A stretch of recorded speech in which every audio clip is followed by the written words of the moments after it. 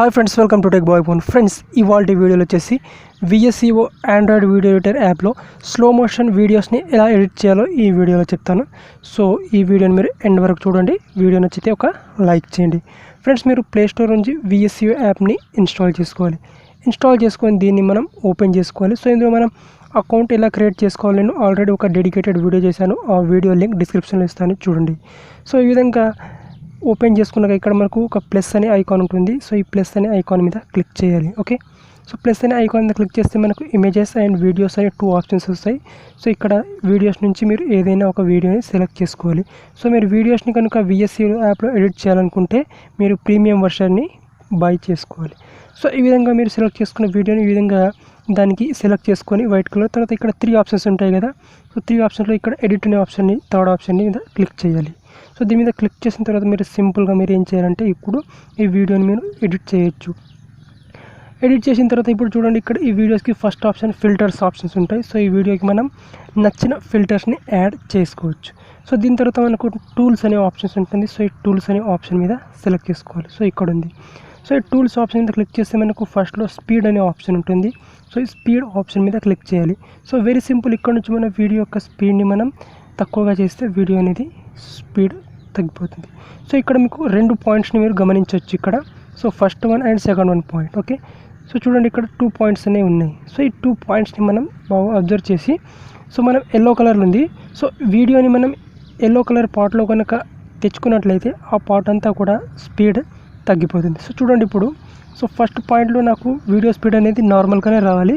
తర్వాత ఇక్కడ ఒక 2-3 సెకండ్స్ నుంచి వీడియో స్పీడ్ అనేది నాకు స్లో మోషన్లో రావాలి. కాబట్టి నేనేం చేస్తానంటే ఈ ఫస్ట్ పాయింట్ ఉంది కదా, సో దీన్ని నేను ముందుకి ఈ విధంగా స్క్రోలింగ్ చేస్తాను, చూడండి.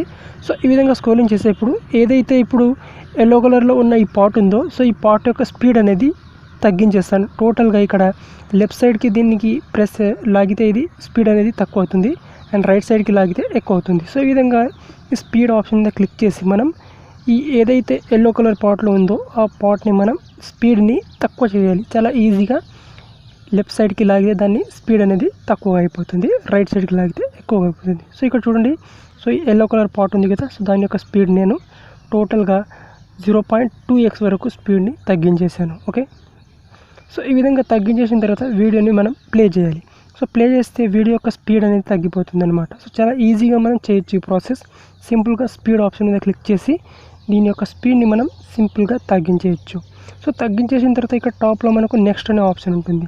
సో ఈ నెక్స్ట్ అనే ఆప్షన్ మీద క్లిక్ చేసి ఈ వీడియోని మనం గ్యాలరీలోకి సేవ్ చేసుకోవాలి. సో గ్యాలరీలోకి సేవ్ చేసుకున్న తర్వాత ఇప్పుడు నేను మీకు చూపిస్తాను వీడియో బిఫోర్ అండ్ ఆఫ్టర్ ఎలా ఉంటుందో మీకు చూపిస్తాను. ఓకే, సో నెక్స్ట్ అనే ఆప్షన్ మీద క్లిక్ చేస్తే మనకు ఇక్కడ సేవ్ అనే ఆప్షన్ ఉంటుంది. సో ఈ సేవ్ అనే ఆప్షన్ మీద క్లిక్ చేసి ఈ వీడియోని మీరు మన గ్యాలరీలోకి సేవ్ చేసుకోవచ్చు ఈజీగా. సో ఇప్పుడు చూపిస్తాను, చూడండి ఇక్కడ సేవ్ అనే ఆప్షన్.